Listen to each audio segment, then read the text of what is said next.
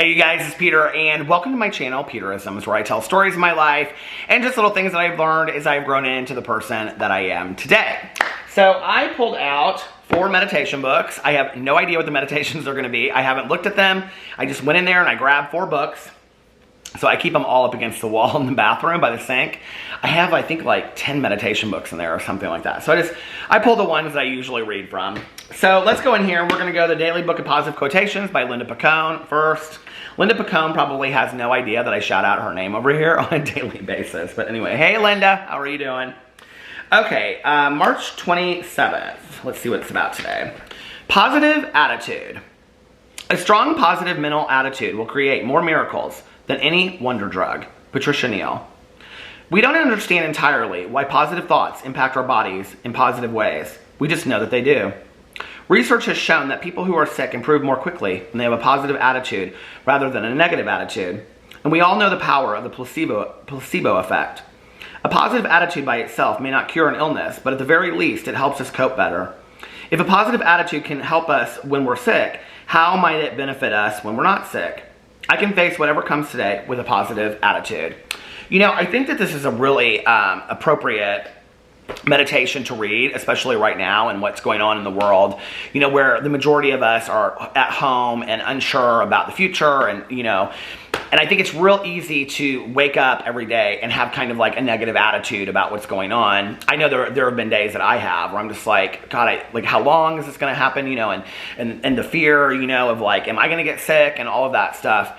And I think that, you know, to go to a base of gratitude, which is where I usually go, and I start there and I think, okay, but what do you have today? You have a home, you have food to eat, you have a husband that loves you, you have family that care about you, you have friends that you can still talk to on the phone or FaceTime, or family that you can talk to on the phone and FaceTime. You know, you have your dogs, I can go outside, I can take a walk, you know, and I think it's about really trying to get back to a positive attitude about things, because the reality is that looking through the eyes of negativity is just going to make things 100 times worse. At least that's what I have seen, you know, is like when I start spinning in my head and I start getting really, really negative, I find that my day goes much worse and I lack motivation and I lack any kind of inspiration to do anything for the day, you know, whether it's doing a puzzle or sitting down and filming a video or just reading or anything. It's just like I just want to like shut off and not do anything.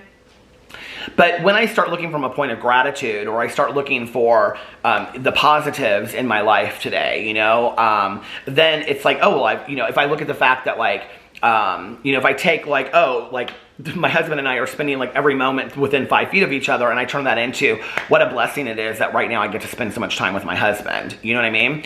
Or like I can't go anywhere, right? Well, there's a lot that I can do around my house and it's making me really appreciate my house right now. Not to mention being able to go outside and walk and do those kinds of things. So I think it's about, you know, taking every negative that we see and turning it into a positive and using gratitude as an action, as a medium to get from the negative to the positive. So I don't know, maybe like sit down and take a look at all of the like the negative thoughts that are going through our heads and then turning that into a positive, you know, for example, like, well, I'm stuck at home, I can't go anywhere, right? Okay, well, taking that and then turning that into, well, what are the things around my house that I can do right now that I can enjoy, fun things that I can do, you know, that I don't necessarily get to do because I've got this to do and I've got that to do. And, you know, and I know that this is simple, but if you watch my vlog, like I mentioned over there in the last year, or the last couple weeks, well, since 2020, I mentioned that one of my goals for 2020 was that I wanted to watch a lot of Netflix shows. I wanted to watch a lot of movies because that's something that I have backburnered the last year, is really just enjoying like watching TV shows and watching movies. Like I don't do that as much as I used to. And now I'm like fanatically almost watching television shows and Netflix and things. And you know, what's interesting is I thought, because I listen to a lot of audiobooks, I thought that I probably would listen to less than I did because I usually listen to it driving around. But like last night, I went and I just sat in my car in the driveway and I just sat in the car for like an hour and just listened to this audiobook. I just sat back and just listened. I'm listening to The Handmaid's Tale, which is fantastic. And I just sat back and just like, you know, drank a Diet Coke after I got done vlogging and listened to my audiobook for an hour. And then I was sitting on the front porch, and then I had my AirPods in when I'm like walking around doing stuff in the house. So in reality, I'm listening to just as much or more of my audiobooks than I had before. And on top of that, I've been reading, because I've been like sitting outside or sitting over here on the couch and like reading at night.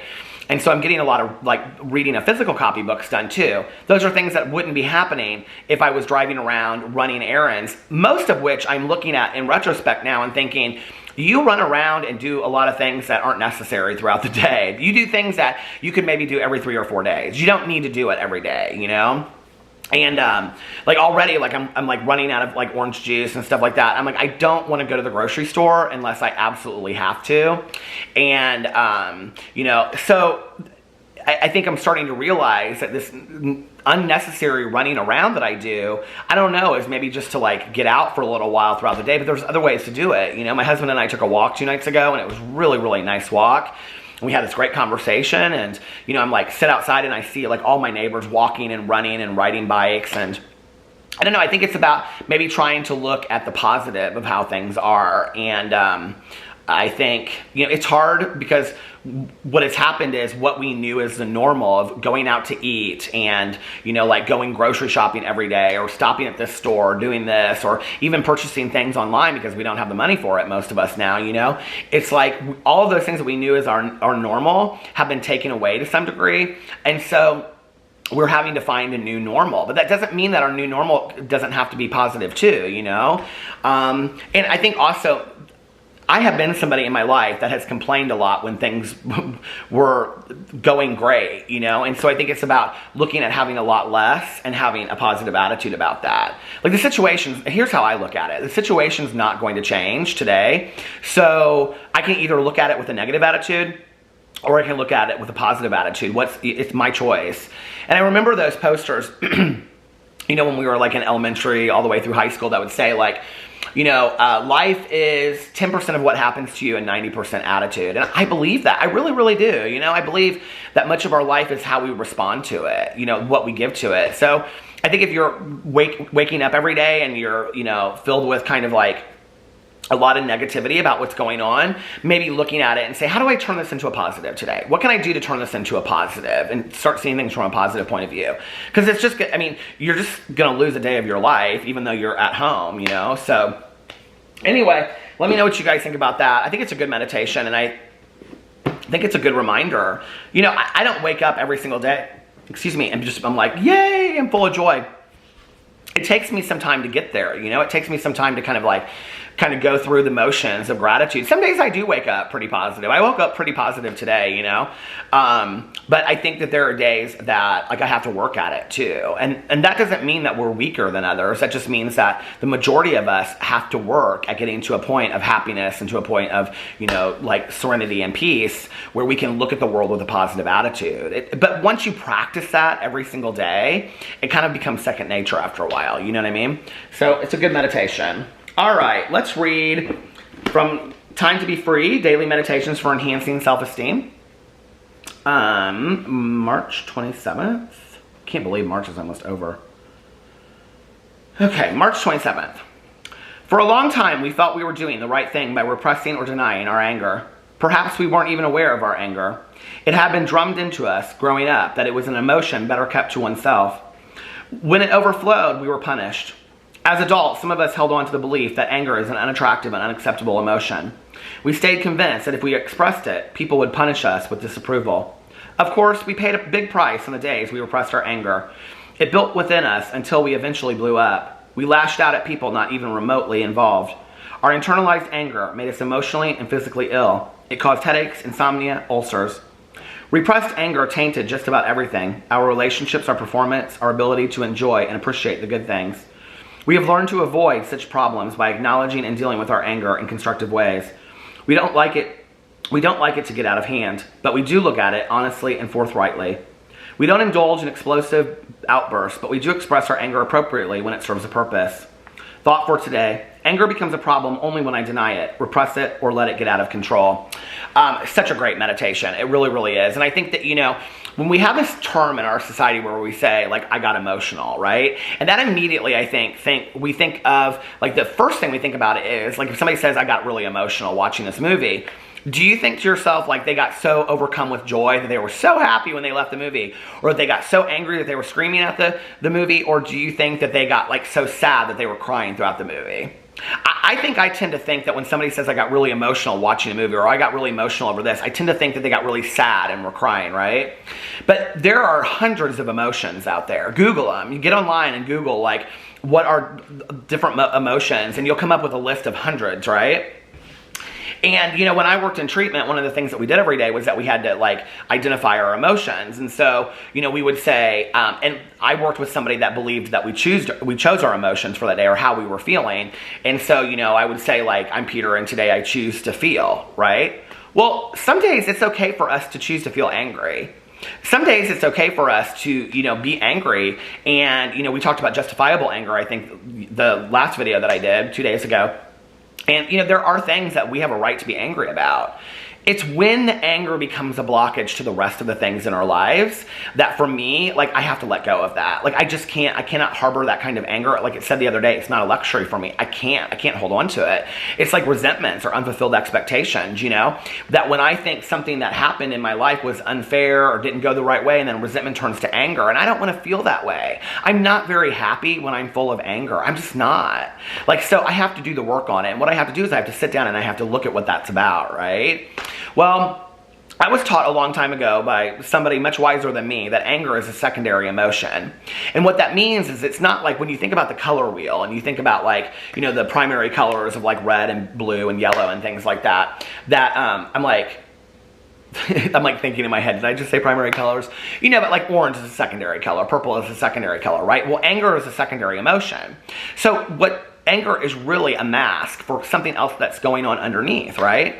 And that anger can be, you know, a mask for feeling betrayed, for being hurt, for feeling like something didn't go the way that you wanted it to. It can be something over something petty or something big. It can be something that's very deep or something that's superficial on the surface level, you know? But what it's about is, like, sitting down and actually looking at that, and thank God for inventory in my life today, that when I'm angry about something, okay? And I think there's a difference between somebody cuts you off on the road when you're driving and you're like, and you get real angry. If you allow that anger to continue to go throughout your day, it's gonna affect your whole day. So it's about starting your day over. Like, in smaller things like that, I think we have the ability to do that. Or at least, like, dig into our toolbox and say, like, why am I allowing this to bother me today? Is there something deeper going on with me? Or if it's that I'm angry about something that's deeper in my life, to take a look at that and say, what is really going on here? And why am I not willing to let go of this situation or this person or this thing that happened in my life? Why am I not willing to let that go, you know?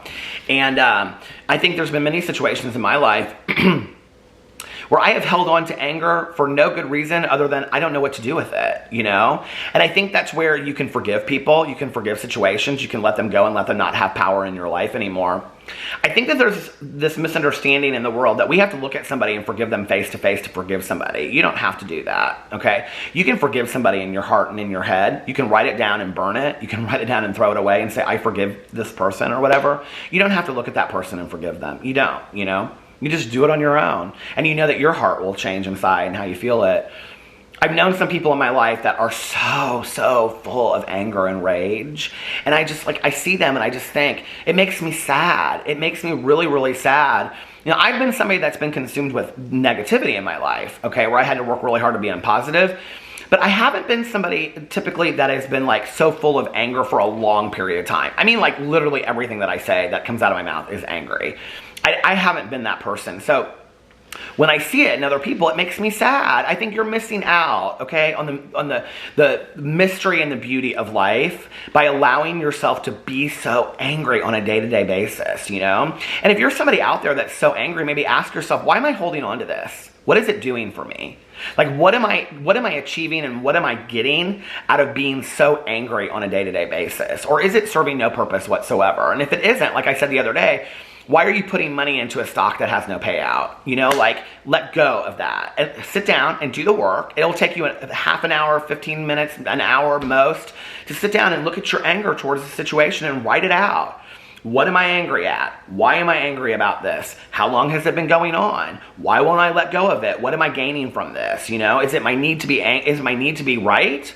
Or do I want to be happy? And at the end of the day, I want to be happy. I don't want to be full of anger. I just don't. That anger blocks any kind of enjoyment that I have in my life. Okay, let's read the next meditation. I just changed the, what do you call them? The plug-in things we get from Bath & Body Works. I had ordered some a while ago, like, I don't know, a week and a half ago from Amazon. They came today, and it's like this lemon scent, and it's like, smells so good. It's filling the air.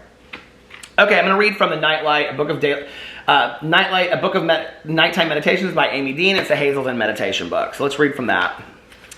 And let's see. When against one's will, one is March 27th. When against one's will, one is high-pressured into making a hurried decision, the best answer is always no. Because no is more easily changed to yes than yes is changed to no. Charles E. Nielsen. There are many people we have never refused a favor or help. We may have even sacrificed our time, our schedules, or a friendship to accommodate as many people as possible. Then we entered the program and learned we didn't have to do what everyone wanted. We could say no, and that would be okay.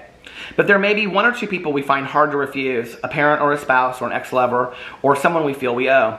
No matter what they ask us, no matter what our schedules, needs, or prior commitments, we may find it almost impossible to say no. What are we afraid of if we say no? Do we think we'll lose their love or approval, or they'll say bad things about us?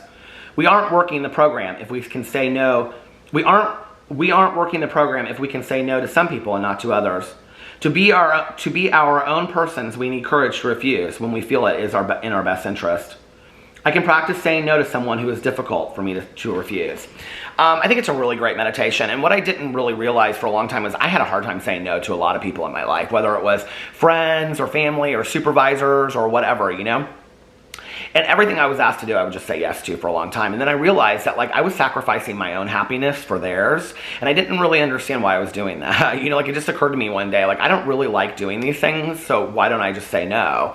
And it could be anything. And, like, I mean, I think there are some things that, you know, obviously, like, if you have children and they ask you to do something for them, you can't just go no, you go figure, you know what I mean? Like, there are things we have to help, or, you know, like, our parents if they're older and things like that, or people that need us.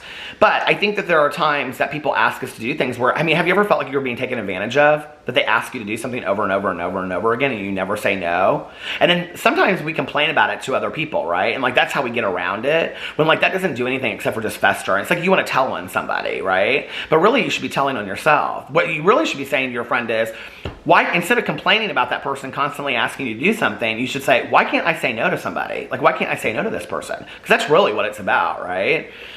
I know that I appreciate in my life when people set boundaries and limits with me, and I set boundaries and limits with other people as well. And saying no to them is a complete sentence. Have you ever heard that? I mean, the word no is a complete sentence. So if somebody asks us something, we don't have to explain it. We don't have to be rude about it. If somebody asks us to do something that we don't want to do, we just say no. I'm sorry, no. And we don't have to say I'm sorry like I just did, you know? But like no can be a complete sentence. Now I will tell you a very valuable lesson that I learned back in the day when I was working was that I was being asked to do all kinds of stuff. And I was being asked to do a lot of speaking engagements. And it was becoming a lot, right? And I said to one of my coworkers one day that I had, like, she had trained me and I had worked with her forever. I said, I'm just not going to do it anymore. I'm just going to say no from now on. And she said to me, save your no's. And I said, what do you mean by that? And she goes, save the times that you're going to say no to somebody. She said, because if you become the person that just says no to everything, then nobody will ask you to do things anymore. You'll be unreliable. Nobody will count on you or whatever. And you don't want to become that, right? So she said, save it. Save it when it's important. And I do so agree with that. Like, don't just become the person that says no to everything, you know? And I think socially, because of my social anxiety and being socially awkward and things, I said no to a lot of things for several years where I just didn't go do anything social. And really the person that was missing out was me. The parties went on, the bridal showers went on, the weddings went, I mean, I was the one that was missing out on living, right? And I don't want to do that. So you have to say yes to some things. You have to save your no's. And yeah, but we have to also remember that no is a complete sentence and you don't owe an explanation to anybody about that. If they have an issue with it, that's their issue, not yours. So anyway, I hope you guys enjoyed those meditations today. I hope you're staying healthy. I hope you're staying safe. I love you guys and I will see you tomorrow. Bye.